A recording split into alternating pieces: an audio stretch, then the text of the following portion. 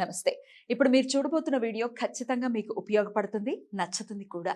మరి మీకు నచ్చిన విషయం నాకు తెలియాలి అంటే ఈ వీడియోని మీరు లైక్ చేయాలి, షేర్ చేయాలి, అలాగే మన ఛానల్‌ని సబ్స్క్రైబ్ చేయాలి. మీ సపోర్ట్‌ని నాకు అందిస్తారు కదూ! ఓకే.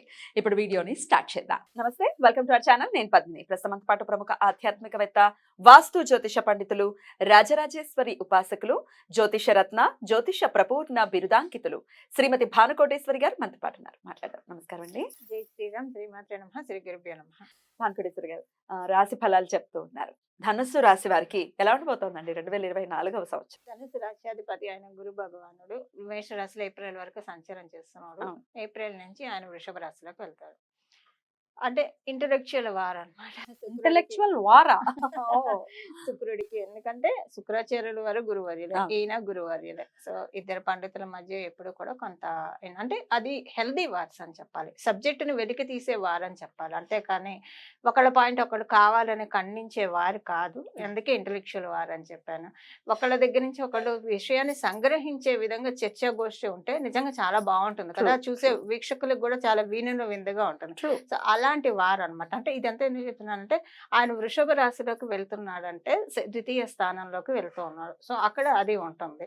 కానీ ఆ పాయింట్ వీళ్ళకి అప్లికేబిలిటీ అంటే పూర్తిగా అప్లికేబిలిటీ లేదు. కాకపోతే వీళ్ళు కొంతమంది వీళ్ళకి ఎవరైనా గిట్టని వాళ్ళు వీళ్ళు పరిసర ప్రాంతాల్లో ఉంటే కనుక డెఫినెట్గా వాళ్ళు మిత్రులన్నా అవుతారు, లేదా సైలెంట్ అన్నా అయిపోతారు. ఈ రెండిట్లో ఏ పాయింట్ అయినా ఉంటుంది. ఒకవేళ ఎవరైనా ఇన్ కేస్ ఉంటే కొంతమంది అజాత శత్రువులు ఉంటారు, వాళ్ళకి అసలు ఈ పాయింట్ ఉండదు. వర్తించదు. అవును. సో వాళ్ళు జనరల్ గా ధనుసు రాశిలో ధనుసు లగ్నంలో పుట్టిన వాళ్ళకి ఎవరితోటి కూడా ఎక్కువగా ఎనిమిటీ అనేది ఉండదు. ఉండదా? వీలైనంత వరకు ఉండదు పద్మిని. ఉమ్. మరి రాశి వాళ్ళది ఒకవేళ వేరేది అయ్యి అది అలాంటి టైంలో ఏమన్నా ఉంటే అటు ఒకవేళ ధనుసు రాశి ధనుసు లగ్నంలో పుట్టిన వాళ్ళు రాశిలో పుట్టారు అనుకోండి, వాడిది వృషభ లగ్నము తులా లగ్నము అయింది అనుకోండి, అప్పుడు కొంచెం ఉంటుంది. కొంచెం కొంచెం ఉంటుంది. అది కూడా ఇద్దరు గురువులే కాబట్టి ఏది జరిగినా మన మంచిగా అన్నది వీళ్ళకి ఆప్ట్ అవుతుంది. అన్ని రాశుల్లోకి ధనుసు రాశి చాలా మంచిది జనరల్ గా కూడా. మీరు మామూలుగా ఆస్ట్రాలజికల్ గా చూసుకున్నా సరే రాశులన్నిటిలోకెల్లా ధనుసు రాశి ఎందుకో చెప్పిన నవమ స్థానం శ్రీలక్ష్మి అమ్మవారు అక్కడ కూర్చుంటుంది. Right. ప్రతి ఒక్కరికి నవమ రాశిలో అమ్మవారు ఉంటుంది. సో ధనుసు రాశి వాళ్ళకి ఇంకా ఎక్కువగా ఉంటుంది అనమాట. సో ఇది ఇప్పుడు ఇదంతా ఎందుకు చెప్తున్నానంటే ఎవరైనా ఎవరితోటైనా ఎనిమిటీ ఉన్నా లేదా ఎనిమిటీనే ఉండాలని ఉండదు పద్మిని. ఒక విషయం చేద్దాము అని అనుకుని బాగా స్ట్రగుల్ చేస్తూ ఉంటారు, ఎంతకీ ఆ పని అవ్వదు. ఆ పని ఈ సంవత్సరంలో అవుతుంది. ఏప్రిల్ నుంచి 2025 ఏప్రిల్ లోపల అవుతుంది అనమాట. అలానే అక్కడ యూరేనస్ ఉండడం వల్ల ఆయన ఉండడం వల్ల ఏంటంటే చాలా మంచిది. అక్కడ యూరేనస్ తోటి కలిసి ఉన్నాడు కాబట్టి సో వీళ్ళకి ఒక్కొక్కసారి ఇప్పుడు కొంతమందికి చూడండి కాంట్రడిక్టరీ విషయాలు జరిగినప్పుడు వాళ్ళ లైఫ్ లో నేమ్ అండ్ ఫేమ్ ఎక్కువగా జరుగుతూ ఉంటుంది. వాళ్ళ కాంట్రవర్సీలోకి ఉన్నప్పుడు వాళ్ళకి బాగా పెరుగుతూ ఉంటారు. సో ఇలా కాంట్రవర్సీ వస్తుందని కాదు. సో ఆ కైండ్ ఆఫ్ సిచ్యువేషన్స్ కూడా వీళ్ళకి కొన్ని జరగడానికి అవకాశం ఉంది. ఇదేంటంటే వీళ్ళ లైఫ్ ని ఎలివేట్ చేసే విధంగా ఉంటుంది డెఫినెట్ గా. అది ఈ విషయంలో గురు భగవానుడు కటాక్షిస్తూ ఉన్నాడు. ఉద్యోగస్తులకి చాలా మంచి సమయము.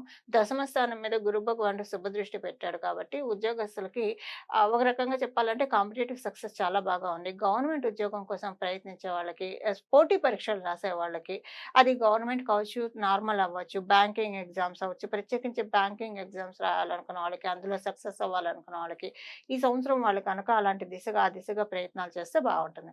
సో ఇక్కడ ఒకటి ఏంటంటే ఎవరైనా సరే పబ్లిక్ సర్వీసెస్ లో అంటే నా ఉద్దేశం పబ్లిక్ సర్వీసెస్ అంటే పోలీస్ కావచ్చు, ఐఏఎస్ ఐపీఎస్ ఇలాంటి వాటిల్లో వెళ్ళాలనుకున్న వాళ్ళకి కొంచెం ఎక్కువగా శ్రమ అధికంగా ఉంటుంది. ఎందుకు ఈ విషయం చెప్తున్నానంటే గురు భగవానుడు ఎక్కువగా దేహాన్ని కష్టపెట్టలేడు. అందుకే మీరు లగ్నంలో గురు భగవానుడు ఉన్న, రాశిలో గురు భగవానుడు ఉన్న వాళ్ళ దగ్గరికి అందరూ వెళ్తారు, వీళ్ళు ఎవరి దగ్గరికి వెళ్ళరు. ఆ పరిస్థితిని గురు భగవానుడు క్రియేట్ చేస్తారు. సో ఒళ్ళు అలవనీయుడు గురు భగవానుడు ఎక్కువగా కష్టపడినాడు. ఇప్పుడు వీటిలో ఉన్న వాళ్ళకి ఏంటి హార్డ్ వర్క్ ఎక్కువగా చేయాలి కదా. ఇప్పుడు మిలిటరీలో వెళ్ళాలనుకున్న వాళ్ళు వీళ్ళకి డిసిప్లిన్ ఉండాలి, ఫిజికల్ గా చాలా శ్రమ పడాలి. సో వీటిల్లో వెళ్ళాలనుకున్న వాళ్ళకి ఈ సంవత్సరం అనుకూలమే. కాకపోతే కొంచెం ఎక్కువగా రెట్టింపు ఉత్సాహంతో చేస్తే తప్పించి ఉపయోగం ఉండదని చెప్పాలి. వివాహ ప్రయత్నాలు చేయడానికి చాలా అనుకూలము. వివాహ పరంగా ఖర్చులు ఎక్కువగా ఉంటాయి. వివాహ పరంగా ఖర్చులు ఎక్కువగా అంటే నా ఉద్దేశం భర్తకి భార్య కావచ్చు, భార్యకి భర్త కావచ్చు, ఏదైనా ఒక మంచి వాల్యుబుల్ గిఫ్ట్ డొనేట్ చేస్తారు. దాని రీత్యా ఖర్చు ఎక్కువగా ఉంటుంది ఈ సంవత్సరము. అంటే గురు భగవానుడు ఇచ్చే ఖర్చు అలాంటి ఖర్చు ఇప్పిస్తున్నారు. అలానే కాకపోతే ఈ ఖర్చు వాళ్ళు ఇచ్చిన తర్వాత అవతల పార్ట్నర్ నుంచి అది ఇప్పుడు ఎందుకు దీనికోసం ఇంత అనవసరంగా ఖర్చు చేసావని ఒక చిన్న ప్రతికూలత కూడా ఎదుర్కొంటారు. కాకపోతే అది కొంచెం వీళ్ళకి హర్టింగ్ అనిపించినా తర్వాత సర్దుకుంటారు. బికాస్ సర్దుకునే మనస్తత్వం ధనుసు రాశిలో ఎక్కువగా ఉంటుంది కాబట్టి. బ్యూటిఫుల్. గురు భగవానుడు కదండి. సో ఆయన వ్యాప్తి ఎక్కువగా ఉంటుంది. జీవకారకుడు వ్యాప్తి ఉన్నప్పుడు అక్కడ ఏంటంటే ఇలా పరుచుకోవడం ఎక్కువగా ఉంటుంది. అట్ ద సేమ్ టైం అవసరమైనప్పుడు ఆ పరవడం ఆపడం కూడా తగ్గుతుంది అనమాట. సో ఫ్లెక్సిబుల్ నేచర్ అనేది జనరల్ గా చెప్తున్నాను అనేది. మళ్ళీ వాళ్ళ జన్మకుండలిని బట్టి మారుతాయి అనుకోండి. బట్ బేసిక్ గా ఇలాంటివన్నీ ఉంటాయి. అయితే కేతు భగవానుడు దశమ స్థానంలో ఉన్నాడు. ఏప్రిల్ వరకు ఉద్యోగస్తులకు అనుకూలం కాదు. కానీ ఏప్రిల్ నుంచి అంటే ఇప్పుడు నేను ఇందాక చెప్పాను ఉద్యోగస్తులకు అనుకూలం అని. కానీ ఏప్రిల్ వరకు కొంత వాళ్ళకి ఉద్యోగం మారే అవకాశం కూడా ఉంది. ఏప్రిల్ లోపల 2023 అక్టోబర్ నుంచి 2024 ఏప్రిల్ లోపల ఉద్యోగం మారే అవకాశం ఉంది. మారిన తర్వాత తప్పు చేసామా కరెక్ట్ చేసామా ఉన్న చోట కూడా కొంచెం వీళ్ళు వెళ్ళిపోదాం అని చెప్పి కొంచెం అంటే అగ్రెసివ్ గా బిహేవ్ చేసే అవకాశం కూడా ఉంది కొంత. సో ఇది తప్పు చేసామేమో అని ఆలోచించే క్రమంలో వెంటనే అదంతా కూడా తుడిచిపెట్టుకుపోయి వాళ్ళకి సక్సెస్ అనేది బాగా ఉంటుంది అనమాట. అంటే వెంటనే ఓకే ఉద్యోగం మారి మంచి పని చేశాను చాలా బాగుంది అని చెప్పి ఒకవేళ మారకపోయి మారదాం వద్దాం అని ప్రయత్నిస్తున్న వాళ్ళు ఏది జరిగినా మంచికే. ఎందుకంటే గురు భగవానుడు కాబట్టి అక్కడ ఇచ్చేది. ఒకవేళ మారకపోయినా కూడా వాళ్ళకి రిగ్రెట్స్ ఉండవు. ఇక్కడుండే మంచి పని చేశానేమో అని ఏప్రిల్ నుంచి అనుకునే అవకాశం చక్కగా ఉంటుంది. అలాగే సొసైటీలో మంచి పేరు ఉంటుంది. ఆల్రెడీ కొంతమంది తోటి రిలేషన్స్ అంటే రిలేషన్ వైజ్ కొంతమంది తోటి ఏమంటారు అంటే పర్సనల్ రిలేషన్స్ నేను చెప్పేది. అది సిబ్లింగ్స్ తోటి కావచ్చు లేదా ఎవరితోటైనా సరే బంధువర్గం వాళ్ళతోటి కావచ్చు. 2023 అక్టోబర్ నుంచి 2024 ఏప్రిల్ వరకు కూడా పూర్తిగా సంతృప్తికరంగా ఉండదు. ఆ తర్వాత నుంచి సంతృప్తికరంగా ఉంటుంది. ఒక రకంగా సైలెంట్ వార్స్ కూడా కొంత జరిగే అవకాశం ఉంది ఈ పీరియడ్ వరకు. ఆ తర్వాత అవన్నీ కూడా సర్దుమణిగిపోతాయి అని చెప్పాలి. ఎలాంటి ఇబ్బంది ఉండదు. తృతీయంలో శనేశ్వరుడు. ఏవన్నా ప్రయాణాలు వీళ్ళు ప్లాన్ చేసుకుంటే కనుక చాలా ప్లాన్డ్ గా ఆర్గనైజ్డ్ గా వెళ్ళాలి. శనీశ్వరుడు ప్రయాణాలు చేయడానికి అవకాశం ఇస్తున్నాడు.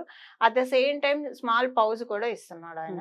సో అంటే ఇప్పుడు వద్దులే నెక్స్ట్ టైం చేద్దామేమో అని ఆ ప్రయాణం నెక్స్ట్ టైం చేద్దాం అని చెప్పి పోస్ట్ పోన్ చేసుకునే అవకాశం ఉంటుంది. సో అది కొంచెం వీళ్ళకి ప్రయత్నపూర్వకంగా బ్రేక్స్ లేకుండా ప్రయాణాలు చేయాలి. చేస్తే కనుక చాలా బాగా ఉంటుంది. వీళ్ళకి తమ్ముళ్ళు చెల్లెళ్ళు ఉంటాయి. యంగర్ సిబ్లింగ్స్ ఎవరైనా ఉంటే కనుక వాళ్ళకి మంచి సమయం. వీళ్ళ రాశి లగ్న రీత్యా మంచి సమయం. అయితే తృతీయ స్థానంలో శనేశ్వరుడు ఉంటూ వీళ్ళకి ఒక రకంగా చెప్పాలంటే విపరీత రాజయోగాన్ని కూడా కలగజేస్తూ ఉన్నాడు తృతీయ స్థానంలో ఉంటూ. సో వీళ్ళు ప్రయాణాల విషయంలో కమ్యూనికేషన్ విషయంలో ఎంత హెసిటేట్ అవ్వకుండా ఉంటే అంత బాగుంటుంది. కమ్యూనికేషన్ కూడా ఫ్రీ ఫ్లోగా ఉండాలి. ఇప్పుడు వాక్ రూపంలో సరస్వతి నదిలాగా ప్రవహిస్తుందని మనకి ఆ శాస్త్రాలు చెప్తూ ఉన్నాయి. సో ఆ రకంగా వీళ్ళు ప్రతి ఒక్కళ్ళతోటి కూడా చిట్ చాట్ ఎక్కువగా చేయాలి. ఇన్నాళ్ళు 2020 నుంచి ఇప్పటి వరకు కూడా అంటే 2023 జనవరి వరకు కూడా మాట్లాడే వాళ్ళు అయినా సరే కొంత కట్టడి చేసుకున్నారు. వాక్కుని కొంత ఎందుకులే మాట్లాడడం కొంచెం రిజర్వ్డ్ గా ఉంటేనే బెస్ట్ అని చెప్పి.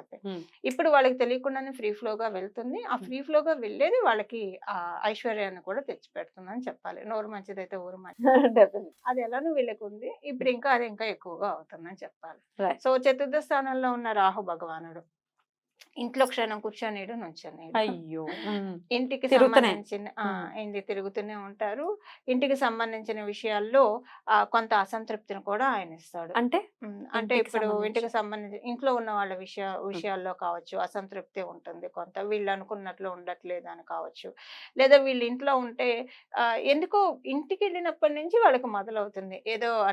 ఏదో తల మీద కూర్చున్నట్టు ఇంటికి వెళ్ళినప్పటి నుంచి వాళ్ళు బయట తిరిగినంత కాలం బాగానే ఉంటారు. అంటే ఆఫీస్కి వెళ్ళినా లేదా వ్యాపార స్థలానికి వెళ్ళినా అంత ఎనర్జీగా ఉంటుంది. ఇంటికి వెళ్ళినప్పటి నుంచి ఎనర్జీ లో అయిపోయినట్లు అనిపిస్తుంది. లేనిపోయిన ఆలోచనలన్నీ బెల్లం చుట్టూ ఈగలు ముసిరినట్టు ముసురుతాయి. అది వాళ్ళని ప్రశాంతంగా ఉండలేదు. ఇలా ఉండొచ్చు. చంద్రస్థితి బాగోకపోతే ఇలా ఉంటుంది. అంటే ధనుసు రాశి అంటే చంద్రుడు అక్కడ ఉంటారన్న నేను లగ్నానికి కూడా కలిపి చెప్తున్నాను కాబట్టి ఒకవేళ చంద్రుడు స్థితి గురించి ఒకవేళ ధనుసు రాశి అయితే చంద్రుడి స్థితి బాగుంటుంది. ఈ పాయింట్ అప్లికేబుల్ కాదు. ధనుసు ఓవరాల్ గా వీళ్ళకి చాలా బ్యూటిఫుల్ గా పీస్ఫుల్ గా వెళ్ళిపోవాలి ఈ సంవత్సరం అంటే వీళ్ళు ఏం చేసుకోవాల్సి ఉంటుందండి పరిహారాలు?